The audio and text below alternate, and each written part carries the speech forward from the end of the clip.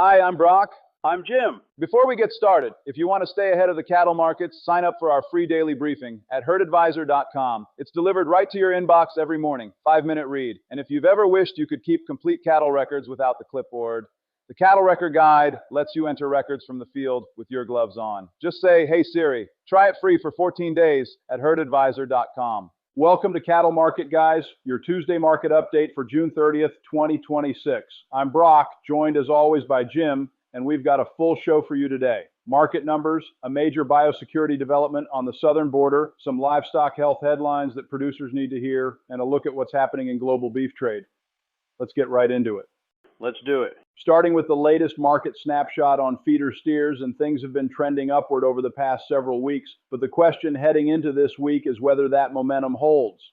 For the 600 to 649 pound weight class, we saw prices come in at $413.01 per hundredweight for the week of June 21st. That's up from $412.50 the week prior and up from $410.98 at the end of May. Not dramatic moves, but a steady climb. The lighter 500 to 549 pound steers are running considerably higher, $454.45 per hundredweight for that same week.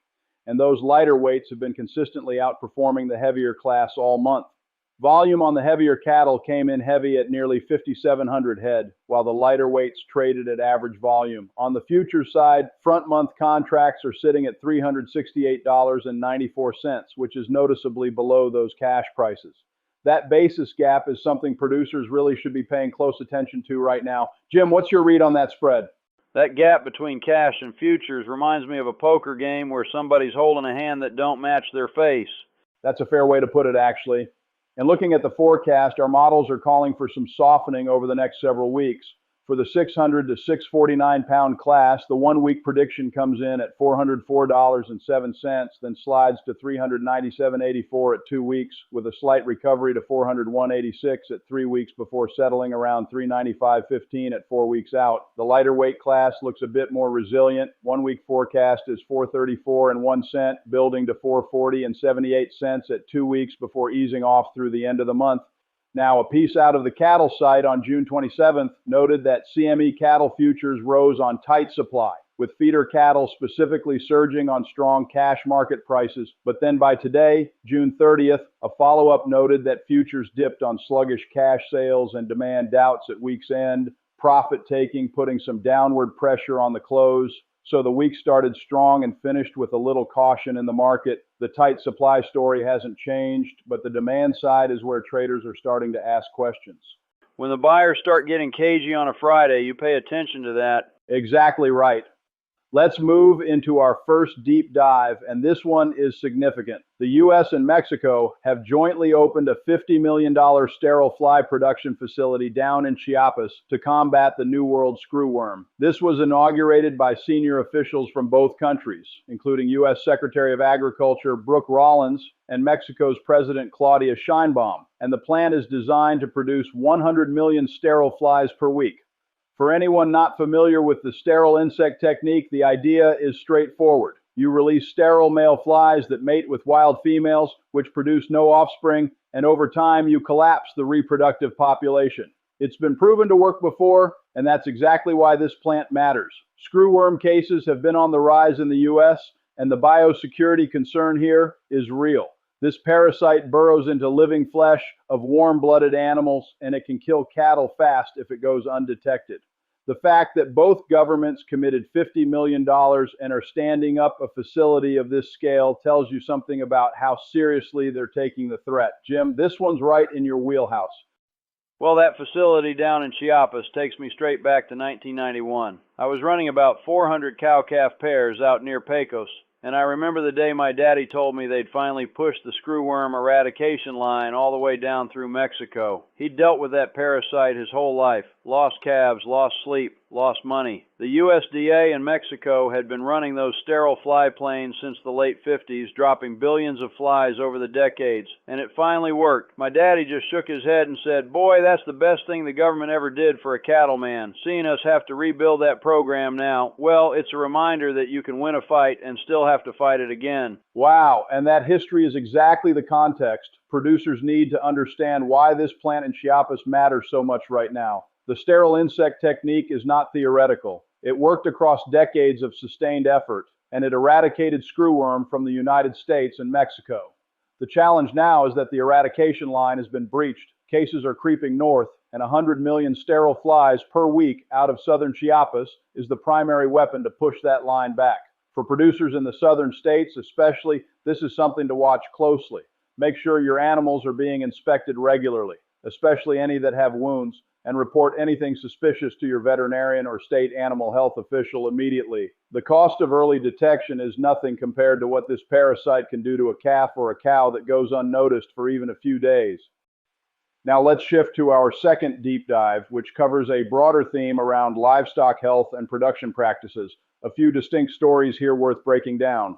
First, out of Texas A&M, a peer-reviewed study evaluated a tool called PictVet from a company called Pictor, which uses nasopharyngeal swabs for non-invasive monitoring of bovine respiratory disease. The study identified it as a promising new diagnostic for early BRD detection, which matters because BRD remains the single largest health cost in beef cattle production.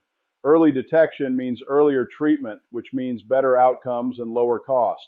This is the kind of technology that could genuinely change the economics of a stocker or backgrounding operation if it scales out practically. You've seen a lot of these tools come and go, Jim. Does this one sound like it's got legs? If it's cheaper than losing a 5-weight steer to pneumonia, I'd say it's worth a hard look. It absolutely is. The second story in this segment is one that's going to get louder before it gets quieter. A coalition of 65 health, environmental, consumer, and animal welfare groups filed a petition with the FDA asking the agency to end routine antibiotic use in livestock. According to the coalition, 34 million pounds of antibiotics are used annually in U.S. livestock feed and water. Now, the industry has already made significant moves on this front over the past decade, but this petition signals that outside pressure is building again. Producers should expect this to become a more active regulatory conversation. The concern from the public health side is antimicrobial resistance, and that argument carries weight in Washington regardless of where you sit politically. That's about as useful as arguing with the wind. You can be right all day long and still end up cold. There's also a heat-related story worth noting. A red alert heat wave in Belgium is costing some farmers up to €200 per day in lost livestock production, with measurable declines in both milk and meat output. That's not directly a U.S. story, but it's a reminder that heat stress is a real production risk and summer is far from over. Keep that in mind as temperatures climb across the southern plains this week. All right, our final deep dive today is global beef trade, and there's a lot moving here. The biggest headline is that Australia has already filled its entire annual beef quota for China before mid-year, and Brazil is close to hitting its own limit.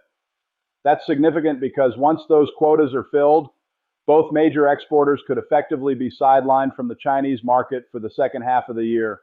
Now, what happens next is the interesting part. If Australian beef can't go to China at favorable tariff rates, it looks for other markets, and that means more Australian product potentially landing in the U.S. or competing harder in other Asian destinations where U.S. exporters are also trying to sell. That's a dynamic worth tracking closely. Jim, you've seen this movie before. So back in '96, the Australian dollar was weak as watered down coffee, and their beef was landing here at prices we couldn't touch. I went to a cattle meeting in Midland, must have been February or March of that year, and there was a fellow from the Texas Cattle Feeders Association standing up saying we needed import quotas or we were going to get buried.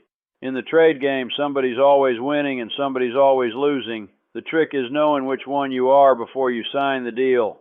That lesson absolutely holds up. On the domestic side of the trade story, Senator Bill Cassidy out of Louisiana introduced the Home Market Restoration Act of 2026, which would establish tariff rate quotas on import-sensitive agricultural products, including live cattle and beef. Ranch groups have been quick to applaud the legislation, saying it's designed to stop import surges while keeping lawful trade intact. Whether it gets traction in this Congress is another matter, but the fact that this kind of bill is being introduced reflects real anxiety among producers about what happens if Australian and South American beef starts redirecting its flow toward U.S. markets. And then there's the Mexico export data. U.S. beef exports to Mexico fell 3% in volume to 17,062 metric tons in April and dropped 5% in value to $102.2 million for the month. That said, the cumulative picture through April is still holding up. 72,860 metric tons, steady in volume and up 6% in value to $464.9 million for the year. Variety meat shipments to Mexico are actually up 13% through April, which is a positive signal in that segment. So the overall export relationship with Mexico is still constructive, even if April had a soft month. Does that read right to you, Jim? Mexico's been a steady customer for a long time. One soft month doesn't make a trend. That's exactly the right way to read it. All right, let's bring this one home. A lot of moving parts this week. Markets showing some near-term softness in the forecast after a solid run. A major biosecurity investment in Chiapas that every producer should have on their radar, livestock health technology and regulatory pressure both advancing at the same time, and global trade flows that could redirect competitive beef supplies toward markets where U.S. producers are trying to sell. As always, stay close to your local markets, watch that basis relationship between cash and futures, and make sure your animal health protocols are dialed in heading into the second half of summer. I'm Brock, that's Jim, and we'll see you next time on Cattle Market Guys. Much obliged. That's all for today. Remember to sign up for our free daily briefing at herdadvisor.com. And if you want complete cattle records without the hassle, try the Cattle Record Guide free for 14 days. Enter records from the field with your gloves on. Just say, "Hey Siri." Catch you in a couple days. All right, see you then.